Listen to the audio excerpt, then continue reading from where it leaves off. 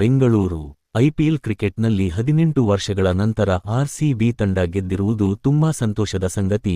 RCB ತಂಡಕ್ಕೆ ಅಭಿನಂದನೆಗಳು ಸಲ್ಲಿಸುತ್ತೇನೆ. ದಕ್ಷಿಣ ಕನ್ನಡ ಮತ್ತು ಮಂಗಳೂರು ಭಾಗದಲ್ಲಿ ಪೊಲೀಸ್ನವರು ತಮ್ಮ ವ್ಯಾಪ್ತಿಯಲ್ಲಿ ಕೆಲಸ ಮಾಡಿದ್ದಾರೆ. ಗುಂಡಾ ಮತ್ತು ಕೊಲೆ ಆರೋಪಿಗಳಿಗೆ ಗಡೀಪಾರು ಮಾಡಿದ್ದು, ಕಾನೂನಿನ ಮೂಲಕ ಮುಂದಿನ ಕ್ರಮ ಜರುಗುತ್ತೆ ಎಂದು ಗೃಹ ಸಚಿವ ಜಿ. ಪರಮೇಶ್ವರ್ ತಿಳಿಸಿದರು. ಆರ್ಸಿಬಿ ಟೀಮ್ ಏನಿದೆ ಅವರು 18 ವರ್ಷದ ನಂತರ ಐಪಿಎಲ್ ಚಾಂಪಿಯನ್ಶಿಪ್ ಅನ್ನು ಗೆದ್ದಿದ್ದಾರೆ. ಅವರಿಗೆ ಅಭಿನಂದನೆಯನ್ನ ನನ್ನ ವೈಯಕ್ತಿಕವಾಗಿ ಮತ್ತು ಸರ್ಕಾರದ ಪರವಾಗಿ ಕೂಡ ನಾನು ಸಲ್ಲಿಸ್ತೇನೆ. ವಿಶೇಷವಾಗಿ ಕೊಹ್ಲಿ ಅವರು ಇಡೀ ದೇಶಕ್ಕಷ್ಟೇ ಅಲ್ಲ, ಇಡೀ ವಿಶ್ವಕ್ಕೆ ಒಂದು ಮಾದರಿಯಾದಂಥ ಕ್ರೀಡಾಪಟುವಾಗಿ ಇವತ್ತು ಹೊರಹೊಮ್ಮಿದ್ದಾರೆ ಅಂತ ಹೇಳಿ ಸಂತೋಷ ಆಗುತ್ತೆ.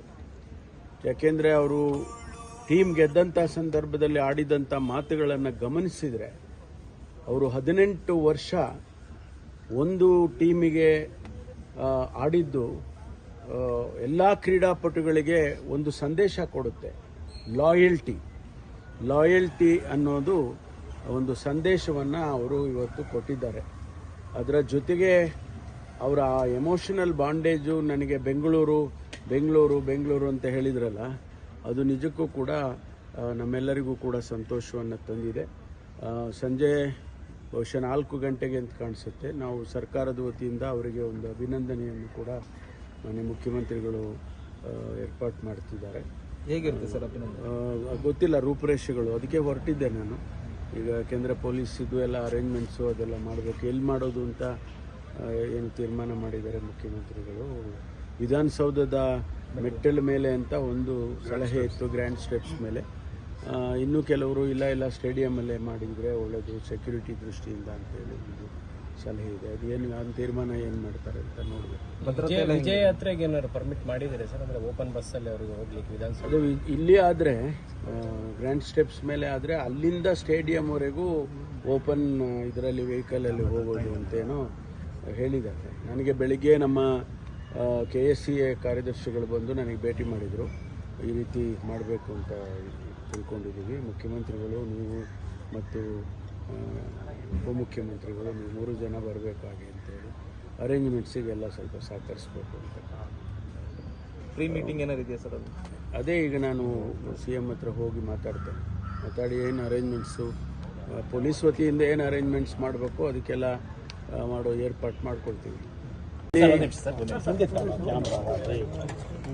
ದಕ್ಷಿಣ ಕನ್ನಡ ಜಿಲ್ಲೆಯಲ್ಲಿ ಯಾರೂ ಆತಂಕ ಪಡಬೇಕಾಗಿಲ್ಲ. ಮೊದಲನೇದಾಗಿ ನಾನು ಸಾರ್ವಜನಿಕರಲ್ಲಿ ಮನವಿಯನ್ನು ಮಾಡ್ಕೊಳ್ತೇನೆ. ಯಾರು ಕಾನೂನಿನ ವಿರುದ್ಧವಾಗಿ ಕೆಲಸ ಮಾಡ್ತಾರೆ, ಯಾರು ಜನಸಮುದಾಯಕ್ಕೆ ವಿರುದ್ಧವಾದಂಥ ಕೆಲಸಗಳನ್ನು ಮಾಡ್ತಾರೆ, ಅಂಥವರಿಗೆ ಮಾತ್ರ ಆತಂಕ ಇರಬಹುದೇ. ಆದರೆ ಬಿಟ್ಟರೆ ಸಾಮಾನ್ಯ ಜನರಿಗೆ ಇದರಿಂದ ಯಾವುದೇ ತೊಂದರೆ ಆಗೋದಕ್ಕೆ ಬಿಡೋದಿಲ್ಲ ನಾವು. ಅವರು ಆ ಭಾಗದಲ್ಲಿ ಕೆಲವರು ಇನ್ನೂ ಕೂಡ ಇಂಥ ಒಂದು ಕೋಮು ಪ್ರಚೋದನೆಯನ್ನು ಮಾಡ್ತಕ್ಕಂಥ ಕೆಲಸಕ್ಕೆ ಇದ್ದಾರೆ ಅಂತೇಳಿ ಅವರಿಗೆ ಮಾಹಿತಿ ಇರಬಹುದು. ಅವರು ಒಂದಿಷ್ಟು ನೈಟ್ ರೌಂಡ್ಸನ್ನು ಹೆಚ್ಚು ಮಾಡಬೇಕು.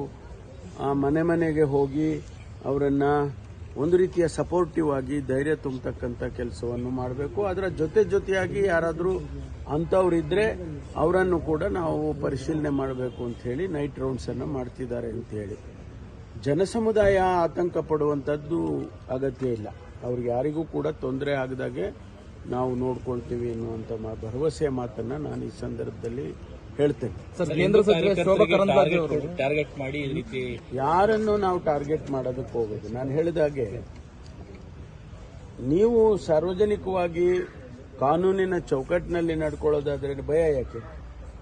ಯಾರು ಕಾನೂನು ಬಿಟ್ಟು ಹೊರತುಪಡಿಸಿ ಕೆಲಸ ಮಾಡ್ತಾರೆ ಅಂತವ್ರಿಗೆ ಭಯ ಆಗ್ಬೋದು. ಆದರೆ ಇದು ಶಾಶ್ವತವಾಗಿರಂತೂ ಇರೋದಿಲ್ಲ ಅಲ್ಲ.